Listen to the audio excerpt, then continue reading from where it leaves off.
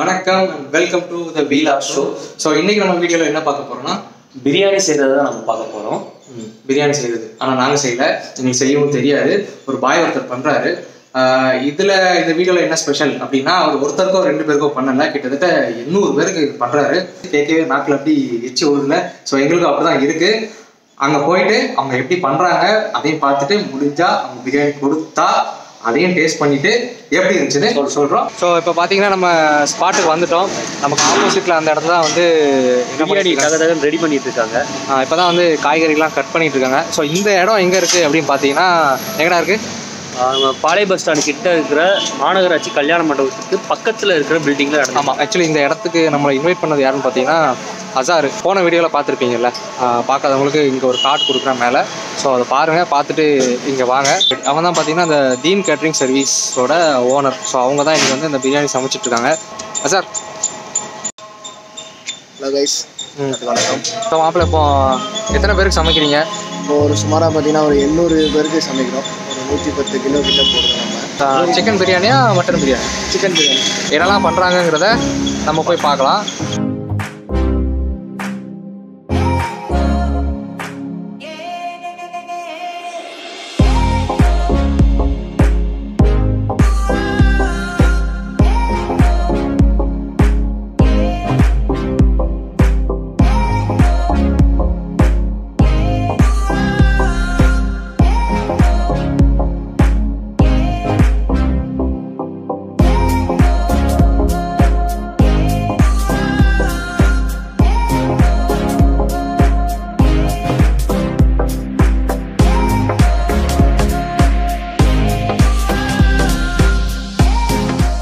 பிரியாணிக்கான வேலையை வந்து ஸ்டார்ட் பண்ணிட்டாங்க. அவர் பார்த்தீங்கன்னா வந்து பல்லாரி வெட்டிட்டு இருக்காரு, அதாவது பெரிய வெங்காயம் வெட்டிட்டு இருக்காரு. ஸோ அவர்கிட்ட போய் நம்ம பேசலாம். அண்ணா, உங்கள் பேர் என்ன? உங்கள் பேர்? இப்போ நீங்கள் வந்து என்ன பண்ணிகிட்ருக்கீங்க? பிரியாணிக்கு தானே?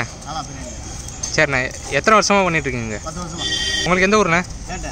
பேட்டை, திருநெல்வேலி தானே? பிரியாணி எப்போ போடுவீங்க? 1:30 மணி ஆயிரும். ஸோ இன்னும் என்னெல்லாம் வேலை இருக்குது? அரிசியாக இருக்கணும். ஸோ அரிசி வந்து என்ன அரிசி? அரிசி வந்து எத்தனை கிலோண்ணே? அரிசி எத்தனை கிலோ? 110. இந்த காய்கறி அதெல்லாம் கட் பண்ணி முடிக்க எவ்வளோ நேரம் ஆகும்? இன்னும் ஒரு 1.5 மணி நேரம் ஆகும். அரிசி வந்து ஒரு பெரிய சட்டியில் போட்டு அதை தண்ணி ஊற்றி அதை அரிசி கலைதுன்னு சொல்லுவாங்களா, அதான் பண்ணிகிட்டு இருக்காங்க. ஸோ அரிசி வந்து கழுவிட்டுருக்காங்க. ஸோ எனக்கு வந்து ஊற போட்ட அரிசி வந்து சாப்பிட ரொம்ப பிடிக்கும். உங்களுக்கும் அது பிடிக்கும்னா அதை கமெண்ட்டில் சொல்லுங்கள்.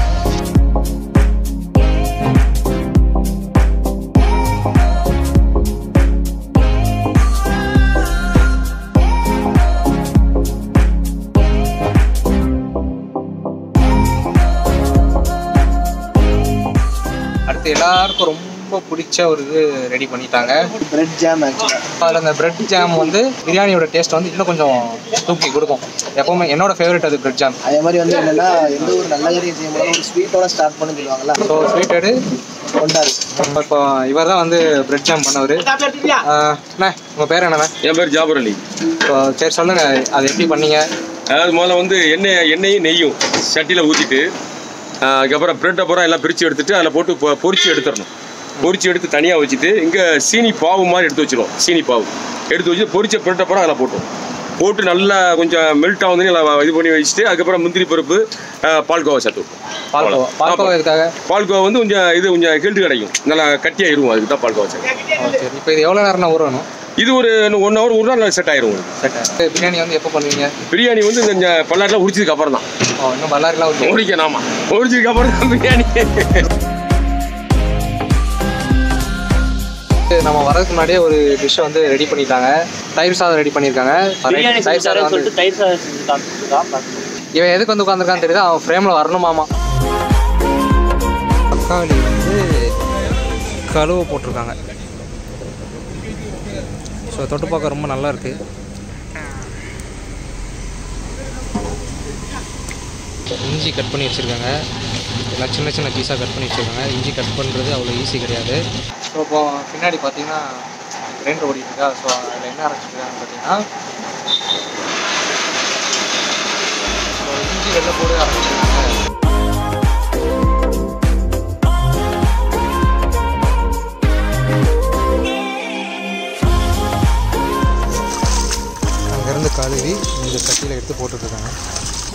பிரியாணிக்கு முக்கியமான ஐட்டம் சிக்கன். ஸோ இதை வந்து நல்லா தண்ணி ஊற்றி மஞ்சள் போட்டு கழுவி வச்சுருக்காங்க. எல்லாமே பார்த்திங்கன்னா பெரிய பெரிய பீஸாக இருக்குது.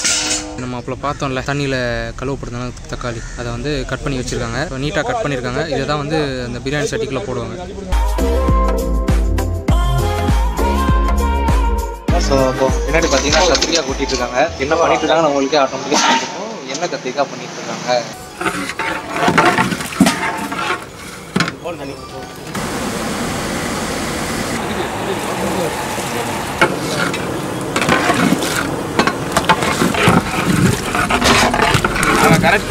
வெயிட் பண்ணிட்டு இருந்த சிக்கன் பிரியாணி வந்து சட்டியில் போட ஆரம்பிச்சிட்டாங்க.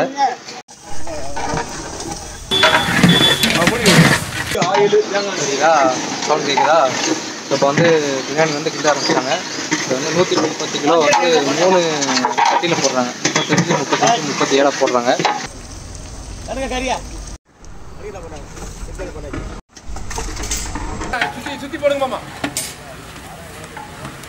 நல்லா கிண்டு கிண்ட மாட்டேறியப்பா நீ.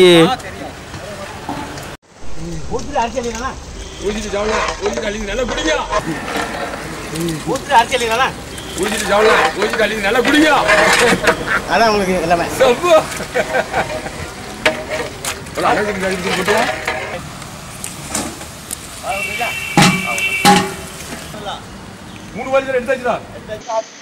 பின்னாடி பார்த்தீங்களா? ஸோ கிண்டிட்டு இருக்காங்க. உள்ளே மாதிரி உள்ளே போக முடியல. இப்போ தண்ணி கண்ணில் அப்படி கண்ணீராக வந்துச்சு, புகை அடிச்சிருக்கு. ஸோ உள்ளே நிற்கிறவங்க வந்து ரொம்ப கஷ்டப்பட்டு தான் நிற்கிறாங்க. எப்படி நிற்கிறாங்கன்னே தெரியல. அவங்களுக்கு இது பழகி போயிடுச்சுன்னு சும்மா சாதாரண வார்த்தையில் சொல்லிடலாம். பட் இருந்தாலும் உள்ளே நிற்கிறது ரொம்ப கஷ்டமாக தான் இருக்குது. இங்கேயே பார்த்தீங்கன்னா இப்போ கை ஃபுல்லாக வந்து அனல் அடிக்குது. பசிக்க ஆரம்பிச்சுட்டு இருந்தாலும் நான் வந்து பிரியாணியாக சாப்பிடுவேன். வெயிட் பண்ணி ஃபஸ்ட்டு பிரியாணியாக சாப்பிடுவேன். நான் வெயிட் பண்ணிட்டு இருக்கேன். தலையிலாகத்தான் குதிப்பேன்னு நிற்கிறான். எனக்கு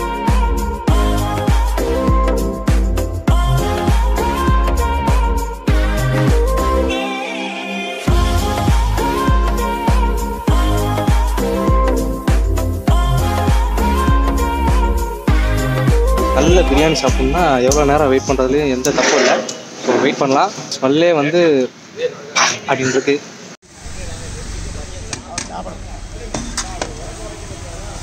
நம்ம பிரியாணி சட்டிக்கு பக்கத்துலேயே தான் இருக்கும். பிரியாணி வந்து ஒரு பிளேட்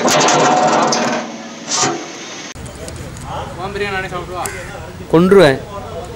சாப்பிட்டுட்டே இருந்தால் போதும், அது எப்படி இருக்குன்னு சொல்லணும். சிக்கன் பீஸ் 2 வாய் சாப்பிட்டு சொல்ல முடியாது. சாப்பிட்டுட்டு அவ்வளோதான். கேஸ் அடுப்பில் செய்யலை, விறகு அடுப்பில் செஞ்சதுனால அந்த சாஃப்ட்னஸ் வந்து இருக்குது.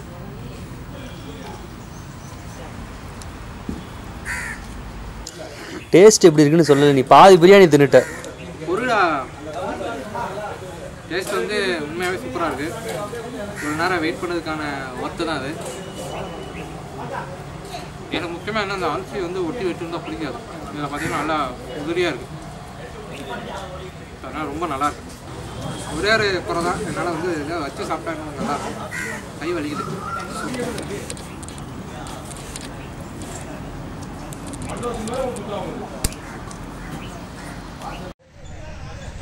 டாய் என் பிளேட் அது. டாய் என் பிளேட்ரா.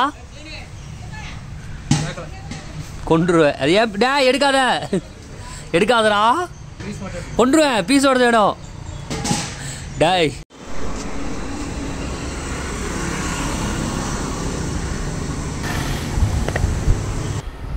ஸோ இப்போ நம்ம பிரியாணி சாப்பிட்டு முடிச்சாச்சு. சாப்பிட்டு முடிச்சு ஒரு நல்ல ஜூஸ் குடிக்கலாம்னு சொல்லி வெளியே வந்தோம். என்ன பார்த்தீங்கன்னா கரும்பு ஜூஸ், நல்லா இஞ்சி சேர்த்து அரைச்ச கரும்பு ஜூஸு. செரிமானத்துக்கு ரொம்ப நல்லது.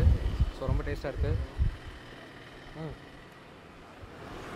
ஸோ பிரியாணி வந்து எப்படி இருந்துச்சுன்னா ரொம்ப டேஸ்ட்டாக இருந்துச்சு. ரொம்ப ரசித்து சாப்பிட்டோம். நிறையவே சாப்பிட்டோம். ஆனால் ஜாம் சாப்பிட முடியல. ஏன்னா ஜாம் இன்னும் ஊறணும் அப்படின்னு சொல்லிட்டாங்க. நமக்கு டைம் ஆகிட்டுங்கனால ஜாம் சாப்பிட முடியல. முடிஞ்சால் இன்றைக்கி ஈவினிங் வந்து அந்த ஃபங்க்ஷனுக்கு போய் சாப்பிட முடிஞ்சால் சாப்பிட்டு எப்படி இருக்குன்னு சொல்கிறோம். நீங்கள் ஜீன் கேட்ரிங் சர்வீஸை புக் பண்ணணும்னு நினச்சிங்கன்னா அந்த அவங்களோட டீட்டெயில்ஸை வந்து நான் டிஸ்கிரிப்ஷனில் கொடுக்குறேன், பாருங்கள். மேலும் இந்த வீடியோ பிடிச்சிருந்தால் லைக் பண்ணுங்கள், ஷேர் பண்ணுங்கள். கண்டிப்பாக நம்ம ஹல்வா கார்டன் சேனலுக்கு சப்ஸ்கிரைப் பண்ணுங்கள்.